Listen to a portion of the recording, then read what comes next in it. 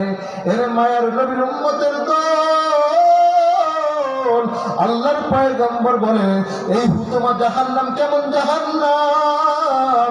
এই জাহান্নাম যখন আল্লাহর পয়গম্বর ঘুরে দেখছেন, আল্লাহর পয়গম্বর ডাকতে বলে ও সাহাবায়ে কেরাম ভালো করে শুনিয়া নাও, আমি যখন হুতমা জাহান্নাম দেখে আসছি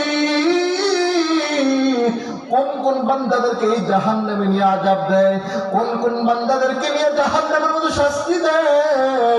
এরে আল্লাহর গোলাম, এক নাম্বার হলো তিনি গীবতখোর, দুই নাম্বার তিনি গায়ের জোর দেখায়, মানুষের সাথে অত্যাচার করে। আজকে তার ক্ষমতা হয়েছে, তিনি অপরের সাথে ক্ষমতার জোর দেখায়।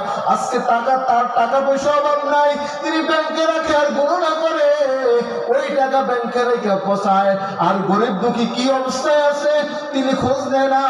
আল্লাহ পাক রব্বুল আলামিন ওই বান্দাকে এমন এক জাহান্নাম দিবে, ওই জাহান্নামের নাম হলো হুতমা। এই জাহান্নামের ভিতরে কেমন ভাই শাস্তি হবে। মসজিদের সাথে যে টাঙ্কিগুলো আছে, টাঙ্কিগুলো চিনেননি আপনারা ভাই? এই টিস্যুর বক্সটা দিকে আপনারা খেয়াল করেন। এই যে টিস্যুর বক্সটা, এখান থেকে কোনো ছিদ্র নাই, শুধু টিস্যুটা বাইর করার জন্য শুধু এই যে এতটুকু ঘুরা ছিদ্র।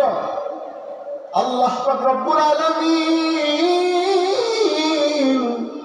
ওই ধরনের বান্দাদেরকে এমন একটা গোল বাস্কর দিয়ে ঢুকাইয়া ওই বাস্কর ভিতরে জাহান্নামের আগুন ঢুকাই দিবে। ওই বাস্কর ভিতরে জাহান্নামের আগুন ঢুকাইয়া ওই বাক্সর মুখটা তালা লাগাইয়া আবার এই বাক্সরা আবার ওই হুতমা জাহান্নামের মধ্যে নিক্ষেপ করবে। ওই বান্দাদের সিনার চামড়াগুলো 72 গজ মোটা হয়ে যাবে, কোন কোন তাফসীর আছে 42 গজ মোটা হয়ে যাবে।